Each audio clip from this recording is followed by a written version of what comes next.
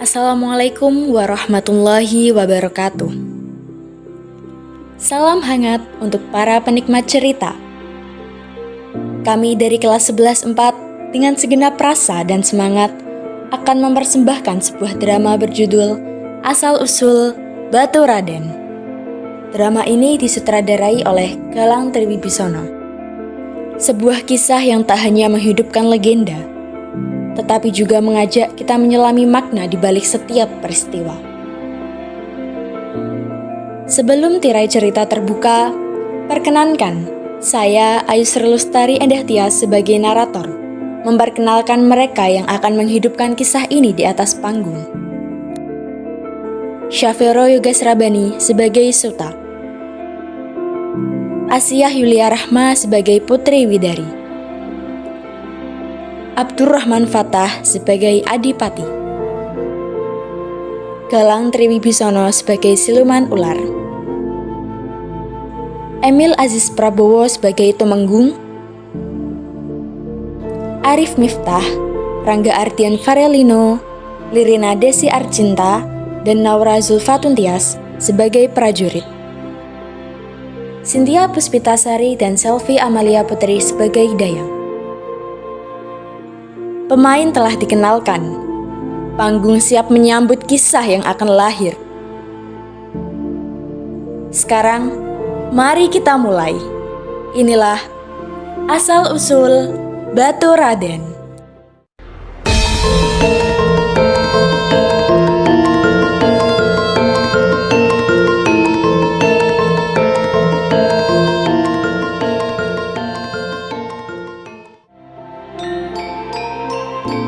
Pada zaman dahulu kala, di lereng Gunung Slamet yang hijau, terdapat sebuah kadipaten bernama Kutaliman.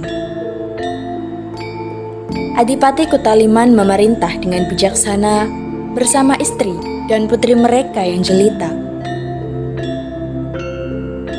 Di sana, hiduplah seorang pemuda yang tampan dan gagah bernama Suta. Sehari-hari, Suta bertugas untuk merawat dan membersihkan kandang kuda milik Adipati Kutaliman. Suatu pagi, ketika ia sedang membersihkan kandang kuda, tiba-tiba Adipati datang menghampirinya.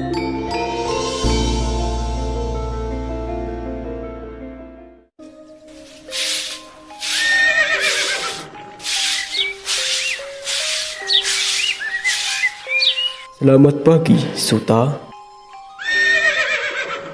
Pagi, Baginda. Ada apa gerangan Baginda ke sini? Aku cuma ingin melihat kuda-kudaku. Aku juga mendengar bahwa kerjamu sangat bagus. Kandangku selalu bersih dan kuda-kudaku terlihat sehat. Baginda terlalu berlebihan. Saya hanya menjalankan tugas yang telah diberikan. Karena kerjamu bagus, aku akan memberimu hadiah. Setiap hari, kamu bebas berjalan-jalan di daerah Kutaliman ini. Benarkah itu, Baginda? Wah, saya senang sekali. Terima kasih banyak. Baiklah kalau begitu, aku harus pergi karena masih banyak yang harus aku selesaikan. Baiklah, Baginda.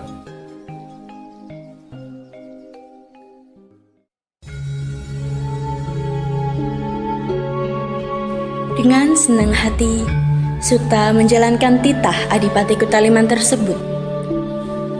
Karena daerah Kutaliman begitu luas, Suta memutuskan untuk mengunjungi tempat satu persatu. Sampai pada suatu hari, ia sampai di desa Jatisaba.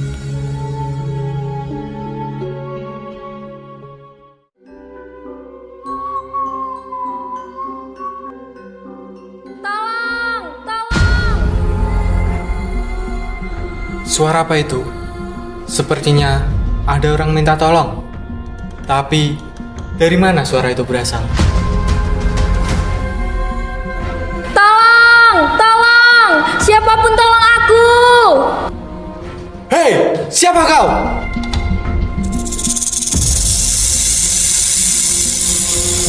Aku Anotobogo, siluman ular yang paling ditakuti di sini. Berani-beraninya kau mengganggu makananku. Hei, siluman!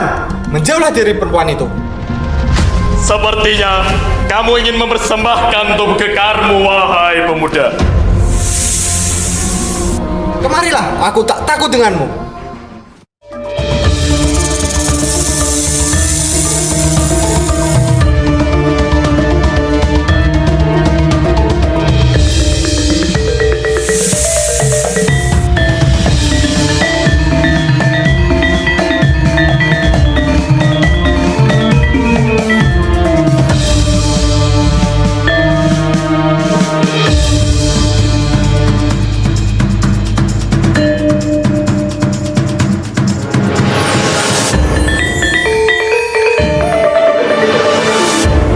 Tidak mungkin, ternyata kau kuat juga, wahai pemuda.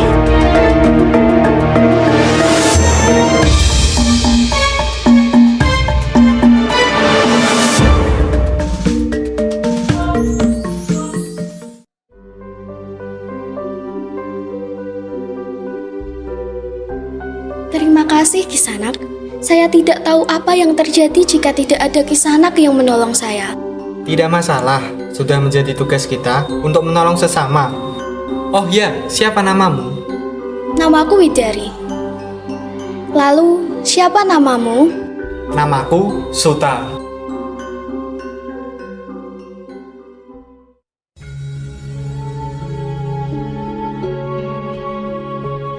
Dari peristiwa itu, benih-benih asmara di antara mereka mulai tumbuh. Sayangnya, mereka tidak menyadari sebuah kenyataan pahit. Perbedaan kasta dari keduanya membuat mereka tidak bisa bersatu.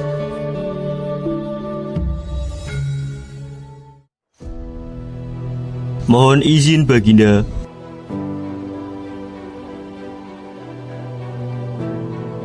Saya mendapat kabar kalau akhir-akhir ini Putri Widari sering pergi bersama Suta, Baginda. Apa kamu bilang? Batur itu berani-beraninya mendekati putriku. Ini tidak bisa dibiarkan. Dia itu hanya kasta rendahan, tidak pantas bersanding dengan putriku. Panggil dia ke sini sekarang juga. Baik, Baginda. Bagaimana ini bisa terjadi? Kenapa kamu melakukan itu, Suta? Bukankah aku sudah memberimu hadiah?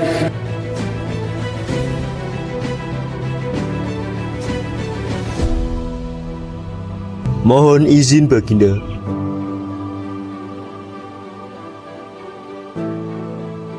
Saya telah membawa Suta ke sini. Bawa dia masuk. Baik, Baginda.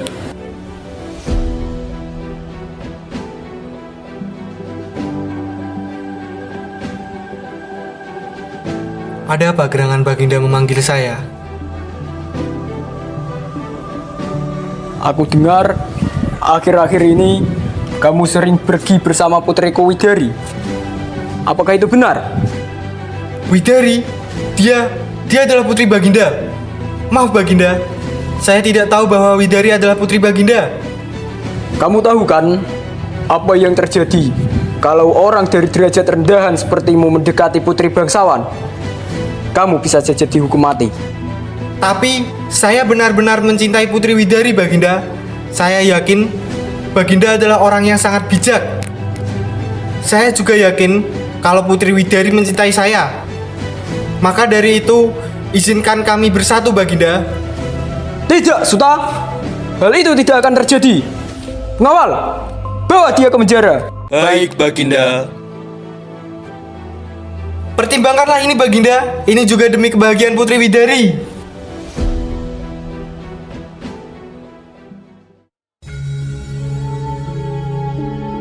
Suta dipenjara karena rasa cintanya kepada Widari.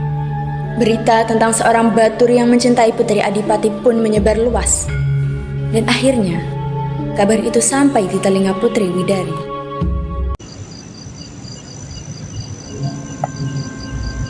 Oh, Suta. Kenapa semua jadi begini? Tidak perlu kamu tangisi manusia dengan derajat rendahan seperti Suta, putriku. Ayah akan menjodohkanmu dengan putra mahkota Kadipaten Ajibara. Apa yang ayah katakan? Selama ini aku sudah patuh dengan segala perintah ayah. Namun, kali ini biarkan aku menentukan pilihanku sendiri. Aku mencintai Suta, dan aku yakin dia adalah pilihan terbaik untuk hidupku. Tapi kau tahu apa yang akan dikatakan rakyat dan para bangsawan di luar sana? Ayah, aku memahami resiko ini. Tapi aku ingin hidup bersama seseorang yang membuatku merasa bahagia dan merasa dicintai. Dan orang itu adalah Suta, Ayah. Sudah cukup, putriku. Ayah tidak ingin mendengar apa-apa lagi. Ayah tidak akan pernah mengizinkanmu untuk berhubungan dengan pelayan itu lagi. Besok kita berangkat ke Aji Barang untuk perjodohanmu.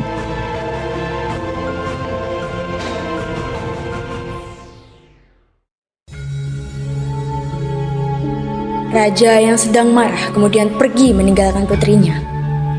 Putri sangat kecewa mendengar keputusan ayahnya.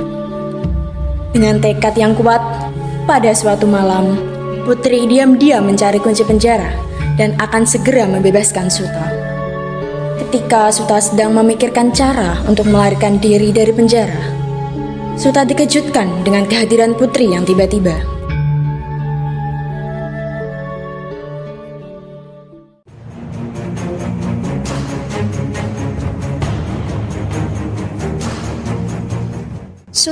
Suta.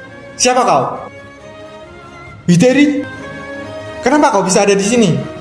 Aku akan dijodohkan dengan putra mahkota Aji Barang. Aku tidak mau itu terjadi. Kita harus kabur dari sini sekarang juga, Suta. Hei, siapa kau? Tangkap dia.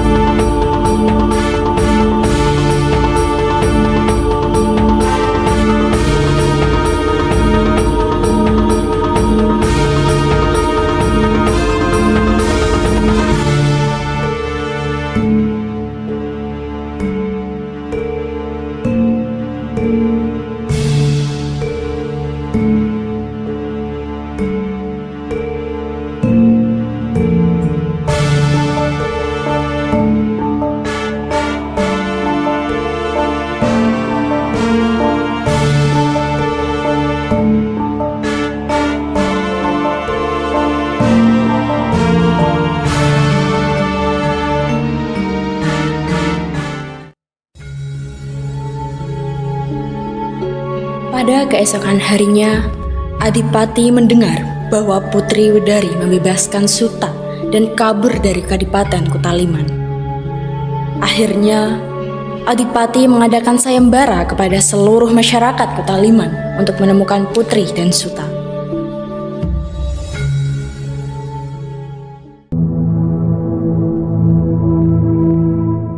Tumenggung! Mohon izin, Baginda. Sebarkan sayembara ke seluruh kadipaten. Siapapun yang dapat menemukan Putri dan Suta, baik hidup atau mati, akan kuberi 5.000 keping emas. Lebih baik anakku mati daripada membuat aib bagiku. Baik, Baginda.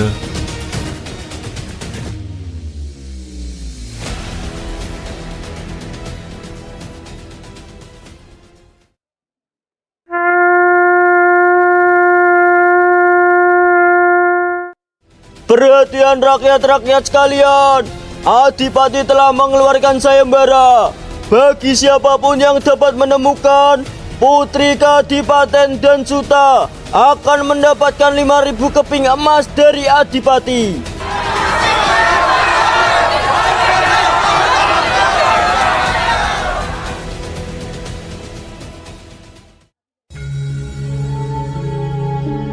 Namun, tak pernah ada yang berhasil menemukan Widari dan Suta. Sepasang kekasih itu kabur ke lereng Gunung Slamet yang terkenal dengan keindahan alamnya. Setelah 4 hari 4 malam melakukan perjalanan dengan penuh rintangan, mereka sampai di lereng gunung itu dan menetap di sana.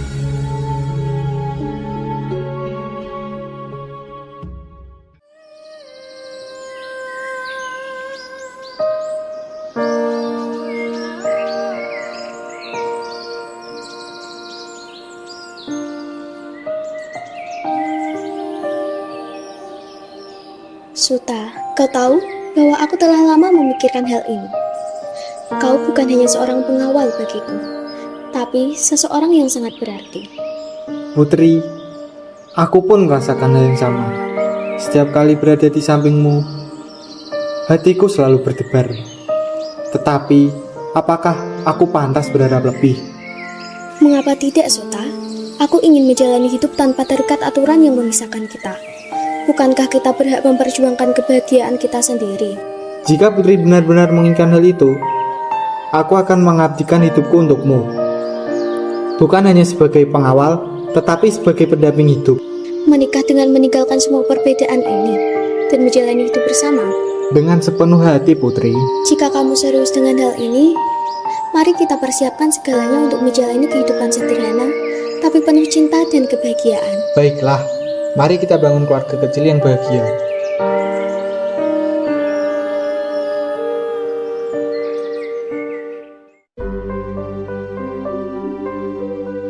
Mereka memulai kehidupan di sebuah desa yang jauh dari istana. Di desa itu, Suta dan Putri mendirikan sebuah gubuk sederhana untuk mereka tinggal. Setelah beberapa tahun menikah, mereka pun dikaruniai seorang anak dan menjalani hidup sebagai keluarga kecil yang bahagia.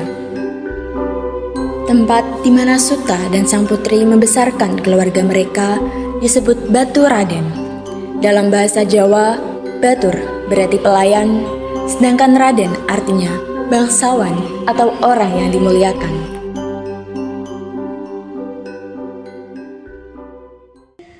Sak bisa-bisaku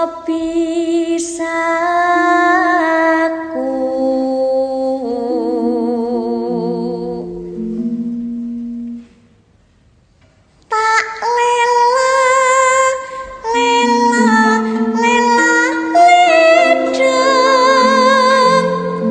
cap mananga aja pijer nangis anakku sing bagus rupane yen nangis ndak ilang baguse tak kadang bisa urip mulya dadi priya kang utama ngluhurke asmane wong tuwa dadi pendekare bangsa.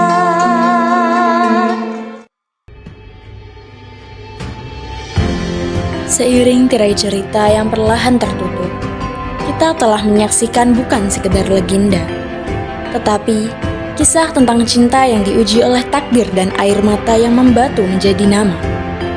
Drama ini mungkin telah usai, tapi kisahnya akan terus hidup dalam benak kita. Terima kasih kami ucapkan kepada Bapak Ibu Guru yang telah membimbing, kepada teman-teman yang telah mendukung, dan kepada kalian semua penonton yang luar biasa. Kami dari kelas 11-4 mengucapkan terima kasih banyak atas perhatian dan apresiasi yang telah diberikan. Sampai jumpa di kisah selanjutnya. Don't you worry, don't be angry. Monday